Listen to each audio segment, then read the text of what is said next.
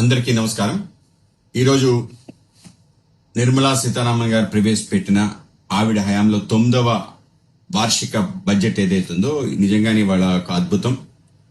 దేశాన్ని ఆత్మ నిర్భర్ వైపు పరిగెట్టించటం, వికసిత భారతం 2047 కల్లా పూర్తి చేసే దిశగా అడుగులు వేయటం, స్వదేశీ స్వావలంబన దిశగా అడుగులు వేయటం, ప్రపంచంలో అన్ని దేశాలకు కూడా దిశ చూపించే విధంగా ఈరోజు మన బడ్జెట్ ఉంది అంటే అతిశయోక్తి కాదు.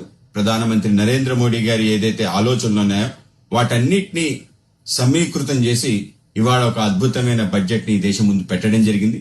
ముఖ్యంగా అనేక రకాల ఏవైతే పరిశ్రమల కోసం మనం వేచి ఉన్నామో, ముఖ్యంగా సెమీ కండక్టర్ సంబంధించిన ఏదైతే ఒక మిషన్ మోడ్ లో వెళ్లే విధంగా దేశవ్యాప్తంగా వాటి అభివృద్ధి చేసి ప్రపంచంలో మనం అగ్రగామి అవ్వడానికి అవకాశం కల్పించే విధంగా, అలాగే పరిశోధనకి, అలాగే రేర్ ఎర్త్ మెటల్స్ భారతదేశంలో ఖనిజ సంపద ఏదైతుందో వాటిని బయటికి తీసి వాటిని మరింతగా పరిశోధన చేసి ముందుకు తీసుకెళ్లే ఒక గొప్ప ప్రయత్నం.